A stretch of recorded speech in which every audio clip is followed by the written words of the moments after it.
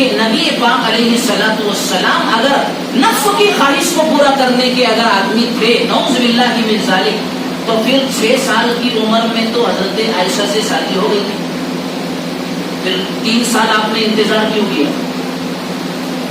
اس point پر غور کیجیے. 3 سال آپ رکے، 3 سال کے بعد رخصتی ہوئی، شادی تو 6 میں ہو گئی تھی. پتہ چلا کہ حضرت عائشہ صدیقہ رضی اللہ تعالیٰ عنہ فزیکلی اور جسمانی طور پر ابھی پرفیکٹ نہیں ہوئی تھی اور وہ عمروں میں نہیں آئی تھی، اس لیے آپ صلی اللہ علیہ وسلم نے 3 سال کا انتظار کیا تاکہ کسی طرح کا کوئی ظلم کسی معصوم کے ساتھ نہ ہونے پائے اور وہ جسمانی طور پر بھی اور دماغی طور پر بھی پرفیکٹ اور ایبل ہو جائے شادی کے لیے اور نکاحی زندگی گزارنے کے لیے. اس لیے آپ علیہ الصلوۃ والسلام نے 3 سال انتظار کیے. ایک پوائنٹ یہ سمجھنے کا ہے، اور دوسری بات یہ بھی سمجھو کہ 3 ہی سال کیوں انتظار کیا. بہت اہم بات کہنے جا رہا ہوں میں. 3 ہی سال کیوں آپ نے انتظار کیا؟ 6 سال کی عمر میں شادی ہو گئی، 9 سال میں آپ کی رخصتی کروائی گئی حضرت عائشہ کی، تو 3 سال سے زیادہ بھی 4 سال 5 سال اور 6-7 سال تک انتظار کر سکتے تھے. حضرت عائشہ 14 اور 15 کی ہو جاتی، پھر رخصتی کرتے، نکاح والی زندگی گزارتے. ایسا بھی ہو سکتا تھا، ایسا کیوں نہیں کیا؟ اس کا جواب یہ ہے، آپ غور کرو، بہت مضبوط جواب میں آپ کے حوالے کرنے جا رہا ہوں. ہمارے نبی نے ایک ہی خاتون تو ایسی تھی جو کنواری تھی، حضرت عائشہ رضی اللہ عنہ. باقی جتنی خواتین سے آپ نے نکاح فرمایا اس میں کچھ بیوہ ہے، کچھ مطلقہ ہے، یعنی کچھ ایسی تھی جن کے شوہر کا انتقال ہو گیا، اور کچھ خواتین ہماری مائیں آپ کی جو بیوی ہیں وہ ایسی ہوئی جن کے شوہر نے انہیں طلاق دے دیا تھا. یعنی گویا ایک حضرت عائشہ کے علاوہ آپ کی ساری بیگمات اور بیویاں سب مطلقہ اور بیوہ تھی، یعنی شادی شدہ تھی. صرف حضرت عائشہ رضی اللہ تعالیٰ عنہ کنواری. اب کیا کہوں گی؟ خواہش پورا کرنے والا انسان صرف ایک کنواری سے شادی کرے گا، باقی ساری بیوہ رہے گا؟ تو میں نے جو سوال آپ کے سامنے رکھا اس کا جواب آپ سنیے کہ آپ نے 3 سال کے علاوہ 4 5 6 سال انتظار کیوں نہیں کیا تاکہ 14 اور 15 کی ہو جاتی؟ اس کا جواب میرے بھائیوں اتنا بہترین ہے. جواب یہ ہے کہ آپ علیہ الصلوۃ والسلام چاہتے تھے کہ میرے گھر میں اب ایک ایسی خاتون آنا چاہیے جس نے باہر کے ماحول کو بالکل قبول نہ کیا ہو، جو باہر کے ماحول سے بالکل متاثر نہ ہوئی ہو، جس کی کوئی ذاتی تہذیب نہ ہو، جس کا اپنا کوئی کلچر نہ ہو، جس کا اپنا ذاتی کوئی نظریہ اور خیال نہ ہو. ایک ایسی خاتون میرے نکاح میں آنا چاہیے جو میرے نظریات، میرے خیالات، میرا کلچر، میرا طریقہ، میرا دین ایکسپٹ کرے اور اسی کو امت میں پھیلائے. ایک ایسی خاتون کی ضرورت ہے، کیونکہ باقی تو سب دوسرے گھرانوں سے آئی تھی. کوئی یہودی گھرانے سے، کوئی غلامی کی زندگی گزار کر آئی تھی، کوئی مالدار گھرانے سے آئی تھی، کوئی فقیری کی زندگی گزار کر آئی تھی، کوئی پہلے شوہر کے ساتھ زندگی بتا کر کے نبی کے پاس آئی تھی. نبی چاہتے تھے کہ میری نجی زندگی، میری پرسنل لائف امت تک جائے، میرے شب و روز کیسے گزرتے ہیں. ایک ایسی خاتون جس نے دنیا کا ماحول نہ دیکھا ہو، دوسرے کلچر سے متاثر نہ ہو، مجھے دیکھنے والی اور میری زندگی کو آؤٹ کرے اور اسے پرچار کرے اور اسے بیان کرے تاکہ امت تک میری نکاحی زندگی کا وہ حصہ جائے جو گمنام ہے. اب غور کرو نبی کا یہ مقصد کیسے پورا ہوا.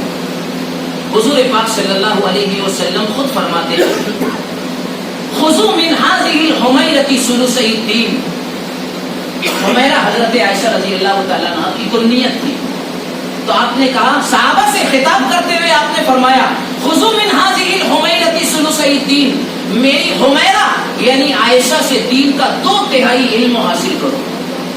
غور کیجئے میرے بھائیوں، حضرت عائشہ جب نبی کے پاس 9 سال کی عمر میں زوجہ اور وائف اور بیوی بن کر کے آئی، وہیں پر حضرت عائشہ ایک معصومانہ زندگی لے کر کے باہر کے ماحول سے متاثر ہوئے بغیر شاگردہ اور متعلمہ سیکھنے والی بن کر کے آئی. اور جب نبی پاک صلی اللہ علیہ وسلم کا وصال ہوا تو حضرت عائشہ رضی اللہ تعالی عنہ کی عمر 18 سال کی تھی جب آپ انتقال کیے. گویا کتنا زمانہ پایا نبی کی زندگی کا؟ 9 سال, صرف 9 سال. اس کے بعد تو 58 سال آپ زندہ رہی, لیکن نبی کے ساتھ جو صحبت ہوئی وہ 9 سال. اس 9 سال کی عمر میں حضرت عائشہ رضی اللہ تعالیٰ عنہا, جنہیں اللہ تعالیٰ نے بڑی ذہانت, بڑی بصیرت اور بڑی جو ہے فطانت عطا فرمائی تھی, اور اپنے شوہر کا کے مزاج کو سمجھنے والی بنایا تھا, اتنے ادب و احترام کے ساتھ نبی سے نبی کی زندگی کو سیکھا. آپ کی راتوں کو حضرت عائشہ نے دیکھا, آپ کے دن کو حضرت عائشہ نے دیکھا, آپ کے خوشی کے موقع کو حضرت عائشہ نے دیکھا, غمی کے موقع کو حضرت عائشہ نے دیکھا.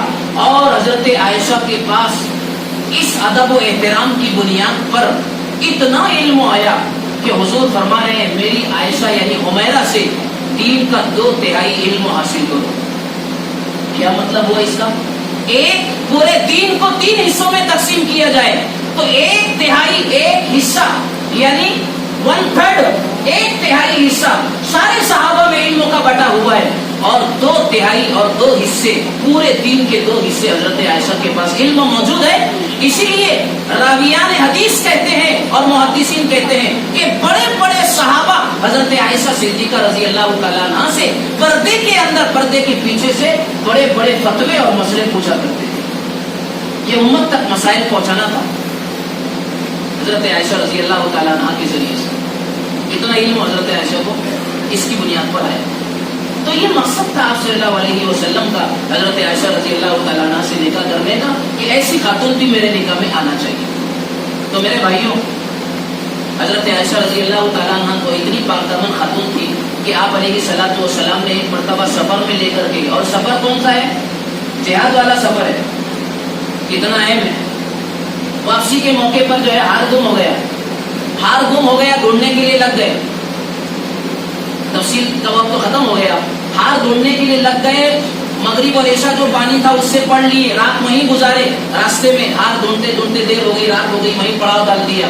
فجر کی نماز کے وقت پانی نہیں ہے, پانی نہیں ہے. صحابہ پریشان ہیں, اور صحابہ اکرام حضرت ابو بکر صدیق سے کہہ رہے ہیں کہ تمہاری بیٹی کی وجہ سے ایسا ہوا. حضرت عائشہ ابو بکر کی بیٹی ہے اور ان کا ہار گم ہو گیا. ڈھونڈنے میں آپ نے سب کو تلاش میں لگا دیا, دیر ہو گئی, رات وہیں گزارنا پڑی. اب کیا کریں؟ مغرب عشاء تو وضو سے پڑھ لی, فجر کے لیے پانی نہیں ہے. حضور پاک صلی اللہ علیہ وسلم کے پاس حضرت ابو بکر صدیق آئے اور کہا یا رسول اللہ بڑا مسئلہ آ گیا. کہا کہ کیا ہے؟ پانی نہیں ہے وضو, اور نماز کا ٹائم ہے, نماز چلی جائے گی. اللہ کے نبی صلی اللہ علیہ وسلم آسمان کی طرف دیکھ رہے ہیں. اللہ تعالیٰ نے حضرت عائشہ کی برکت سے اور نبی پاک علیہ الصلوۃ والسلام کے واسطے کے لیے اپنا سسٹم چینج کر دیا, اپنا نظام بدل دیا اللہ تعالیٰ نے. اور اللہ کی طرف سے آیات قرآنیہ اتر رہی ہے, فَإِن لَّمْ تَجِدُوا مَاءً فَتَيَمَّمُوا صَعِيدًا طَيِّبًا. اے ایمان والو, سفر کی حالت میں اگر پانی نہ مل سکے, پانی کا پر کے استعمال پر تمہیں قدرت نہ مل سکے, تو اب تم پاک مٹی سے تیمم کرو. اسی موقع پر پاک مٹی سے تیمم کرنے کا آرڈر آسمانوں سے آیا. اللہ تعالیٰ نے حضرت عائشہ کی برکت سے نظام میں شریعت کو تبدیل کر دیا. جو لوگ حضرت ابو بکر صدیق کو تانے دے رہے تھے, وہ آ کر کہنے لگے ابو بکر یہ تمہارے گھرانے کی پہلی برکت نہیں ہے, ایسی برکتیں تو اس امت نے آپ سے اس سے پہلے بھی اٹھائی.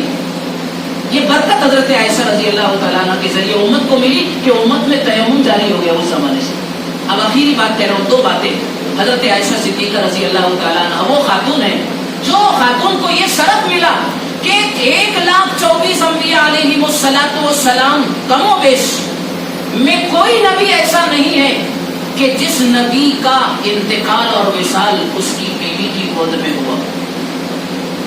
حضرت عائشہ رضی اللہ تعالیٰ عنہ کو یہ شرف اللہ تعالیٰ نے بتایا پر دیا کہ آپ کا جب انتقال ہو رہا ہے تو آپ کے انتقال کے وقت ہمارے پیارے نبی حضرت محمد الرسول اللہ صلی اللہ علیہ وسلم کا سر مبارک حضرت عائشہ کی گود میں اس طرح ہے کہ آپ کا سر حضرت عائشہ کی تھوڑی کو لگ رہا ہے اور باقی حصہ سینے پر ہے, اور اس عالم میں نبی پاک علیہ الصلوۃ والسلام دنیا سے رخصت. کتنی پیاری خاتون, کتنی پاک دامن خاتون ہے. ایک اور بات سن لو, سارے انبیاء میں کوئی نبی کو یہ شرف اور اعزاز نہیں ملا. حضرت عائشہ رضی اللہ تعالیٰ عنہ وہ خاتون ہے اس امت کی کہ جب نبی پاک علیہ السلام کا انتقال ہوا تو حضرت عائشہ کے حجرے میں ہوا. آج جس کو ہم روضہ رسول، دربار رسول، دربار رسالت اور گنبد خضرا کا مکی کہتے ہیں، حضرت محمد الرسول اللہ صلی اللہ علیہ وسلم اسی حجرے میں آپ آرام فرما رہے ہیں جو حجرہ سیدہ عائشہ رضی اللہ تعالیٰ عنہ کا تھا، اسی میں آپ کا وصال ہو. اور سن لو، لکھا ہے علماء نے اور احادیث میں آتا ہے کہ جب سے وہ حجرہ نبی کا قائم ہوا ہے آج تک صبح کے وقت 70,000 فرشتے درود و سلام کے لیے آتے ہیں اور شام کے وقت 70,000 فرشتے درود و سلام کے لیے آتے ہیں. اور علماء کہتے ہیں جب یہ کائنات ختم ہو جائے گی، مدینہ کی اینٹ سے اینٹ بجا دی جائے گی، ایک اینٹ مدینہ میں باقی نہ رہے گی، مکہ کی اونچی عمارتیں ختم کر دی جائے گی، ایسے وقت بھی وہ حجرہ شریف میں جب کچھ نہیں رہے گا دنیا میں، 70,000 فرشتے صبح کو اور 70,000 فرشتے شام کو درود و سلام پیش کرنے کے لیے آتے ہیں. یہ مقام اللہ تعالیٰ نے حضرت عائشہ کو. بہرحال یہ ضروری اور بنیادی جوابات تھے جو میں نے آپ کے حوالے کیا ہے. ہم فضول بحثوں میں اپنے آپ کو نہ ڈالیں، صحیح پرفیکٹ جواب کسی سوال کرنے والے کو دینے کی ہم کوشش کریں.